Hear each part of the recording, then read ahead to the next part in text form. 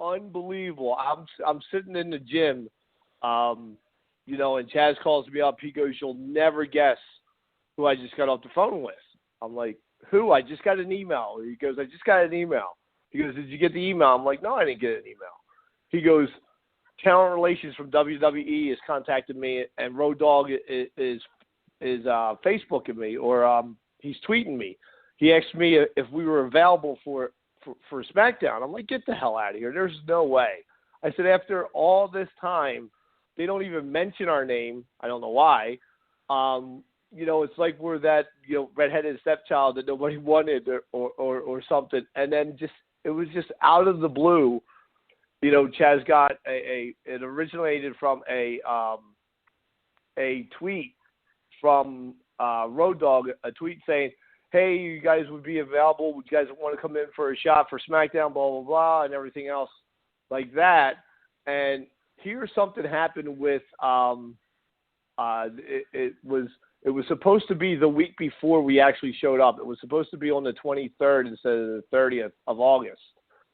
And for some reason they were in Connecticut, and you needed a special license for wrestling in that building that they were in. I don't know why. I guess it was the casino, or I don't really understand what it was.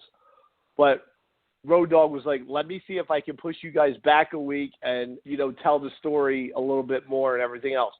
So, I'm going to be honest. It's the first time that I've watched SmackDown in a very long time. So I watched it on the 23rd, and then I saw Slater come out and do the whole, I want a contract and everything else. And then I heard Daniel and Shane say, "Well, if you want a contract, how about we do this and put you in the tag team tournament for this, but we'll give you 1 week to find a partner, and then we'll find an opponent for you." And as soon as I heard that, I knew they were able to push it back a week, and we were going to be that mystery secret opponent. I flipped out. I totally, it was like I got the call to come back up all over again. It was unbelievable. And then, I had the same kind of feelings. I was like, oh man, but I've heard all these stories about how the locker room was, and how it was so business oriented up there and everything else, and how the guys aren't like what it used to be and everything else, and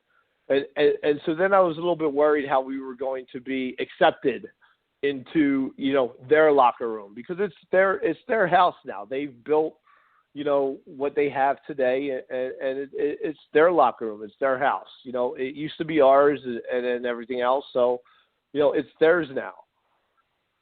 So, we had no idea. We just knew we were going to wrestle, Heath and Rhino and everything else. We didn't know, anything else about it and everything else. So we get up there and, we're real hesitant. We walk into catering, and the very first person that got up to, come over to us was John Cena. John Cena got up, stopped eating what he was doing, and came over, welcomed us back, thanked us for coming in, and it was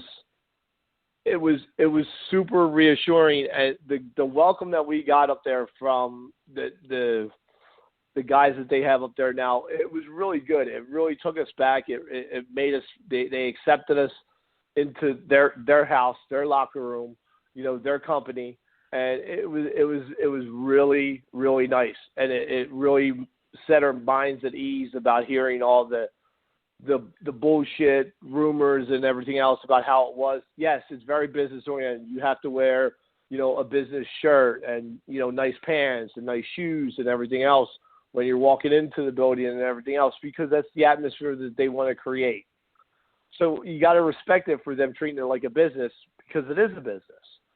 But like the camaraderie with the guys in the locker room, it was great. It was awesome. I didn't see any difference between the Attitude Era, locker room, besides, all the pranks that we used to pull and the video games playing and the cards and stuff. They don't really do much of that anymore.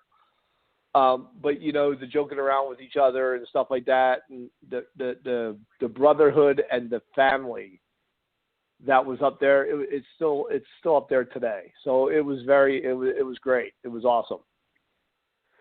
And then each time after that we kept going back, it kept getting better and better and better. So who knows what's going to happen in 2017?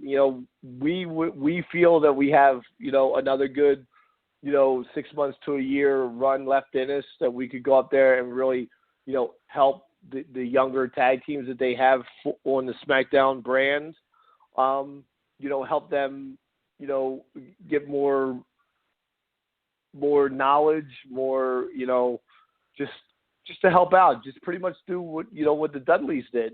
Everybody says what they want about the Dudleys' return and how it was, all they did was go up there and job and everything else.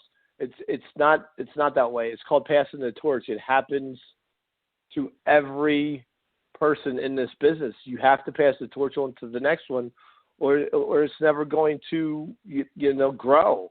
So, we think that we have one more, year in us, and I really hope that we get an opportunity to, because I still think that we have, a lot to offer.